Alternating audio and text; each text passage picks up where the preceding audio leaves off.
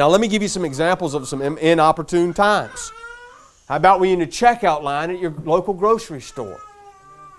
You know you got 4 or 5 people behind you. It's probably not considerate.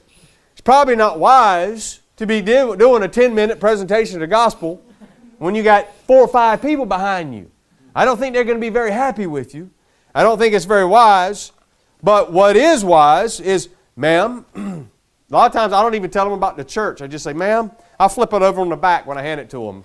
I don't even have time to tell them about the church. Ma'am, we got a video I'd love for you to watch on our website. It's called Directions to Heaven. I really want to encourage you to watch that sometime, okay? Thank you. You have a super day. They'll find out it's for a church. But I'm just throwing that out there about that video. Because I want them to get saved. And, you know, ma'am, I'd love for you to watch the video we have. It's called Directions to Heaven on our website. There's a link on the back. Same for that bank teller. Same for the bank hostess. I was in the bank yesterday, and I got 4 different people found out about our website and our link. The hostess who greeted me and told me I had to have a teleconference, setting up some bank accounts and do some banking with I had to work out some stuff with our accounts for our church. So I had to have most banks are going to these teleconferences. You go in and you sit down and they bring up somebody somewhere else, and it's like a Skype, it's a video teleconference. And the guy was talking about, my son was there, and he was talking about how well behaved little Mike was, and said I had to talk to his supervisor. My supervisor says you was a nice guy, and this, that, and the other. And you know, I had the opportunity to actually walk him to. I said, sir, what I want you to do is I want you to go to Google and bring up our website. You see that flashing button right there? Directions to Heaven. I want you to watch that, sir. Will you watch that for me? I got him. I got the teller, the lady that helped me. I got her. I gave her a card. And then the security officer. I was able to give him one. Now, it probably wouldn't have been, he wouldn't have appreciated me trying to hem him up for 10 minutes. You know the security guard is supposed to be watching everybody?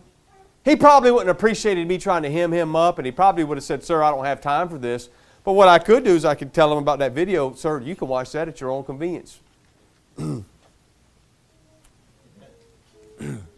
about drive-thrus? How about In-N-Out, Chick-fil-A? How about a busy waitress in a wait? You know, probably not wise. You got probably not considerate. You got 5 or 6 cars behind you honking at you. You're not going to get very far with the gospel when people are honking at you. All right? Busy waitress and waiter. You know, one of the things you could do to these waitresses and waiters, you know, I have given waitresses and waiters the full-blown gospel in restaurants.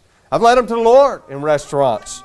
But what you could do is what I tell them is, one thing you could tell them is say, ma'am, I'd love to have you come visit with us for church sometime. But more importantly, we got a really cool video on our website. It's called Directions to Heaven.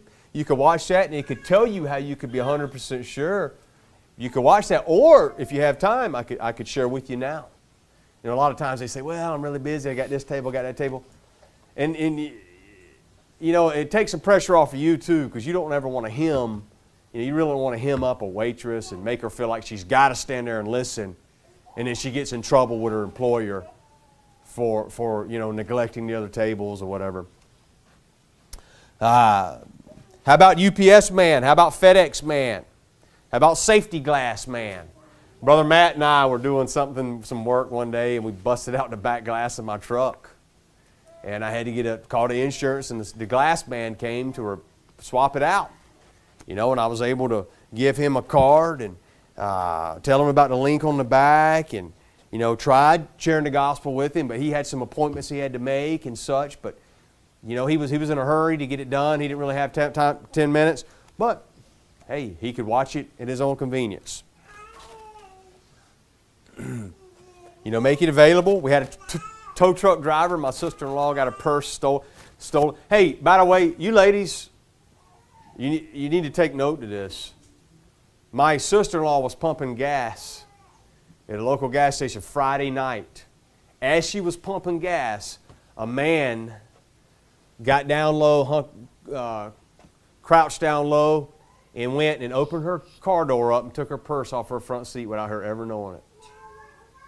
And it was Friday night, so they were riding around looking for people. Payday, tax season, a lot of tax returns, and they got her and they got her good. And her key, she had one of those keyless cars. You know, you just have to have it in the purse, you just have to have it in the vehicle, in your car, you push a button, the car will start. Well, anyway, she had to have her vehicle towed to my house, so I was able to give the tow man, the tow driver one. You know, make it available to them. If they don't have time now, then maybe they'll watch it later. All right, let me see where I'm at here. Oh, another thing you can do too is another reason why I love tracts is you can give these. You stay in a hotel. You can leave these with a tip. I try to leave a little tip for the lady that's going to clean my room. Leave her a $5 tip or whatever. She'll see that video and read it, or she'll see that video and watch it. Bus boys, you know, restaurants, leave a tip. Maybe they'll watch the video. Waitresses.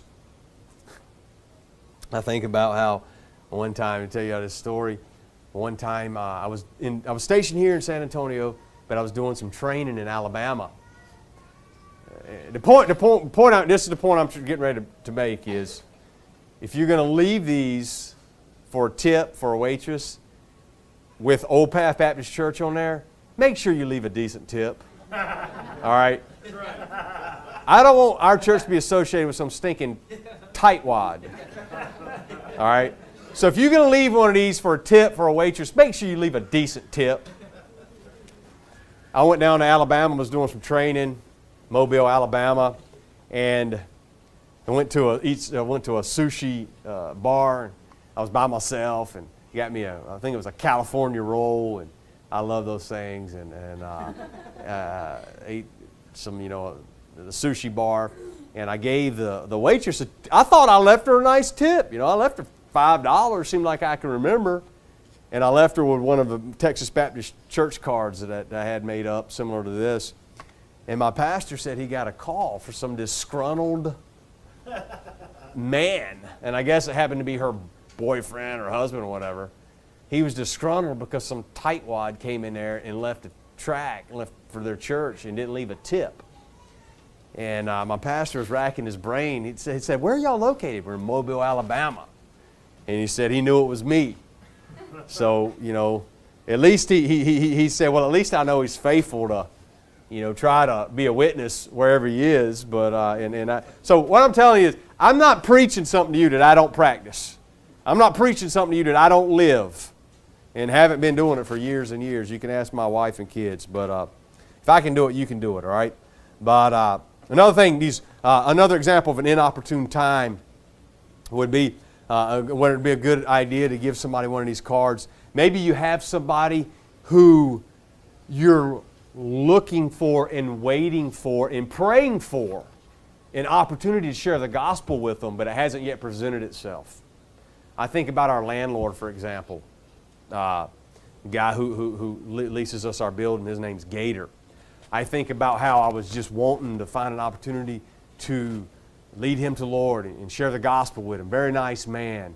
And he'd stop in here and look at the work we were doing, but he was always in a rush, and he would just stop, and we always had a big group of people, and he just seemed like he was rushed, and I just didn't feel like it was the right time yet. And I was praying about, Lord, give me the right time where it can just be me and him. But until that time presented itself, I gave him one of these, and it seemed like to me I had encouraged him to watch that video. But anyway, eventually that time came. It wasn't long before that opportunity came where I did have an opportunity to one-on-one in his pickup truck. And I shared the gospel with him. And he had just been through a divorce and was down and out. And it was just at the right time. And God honored that, and he got saved. So they're great for that, waiting for an opportunity, the right time.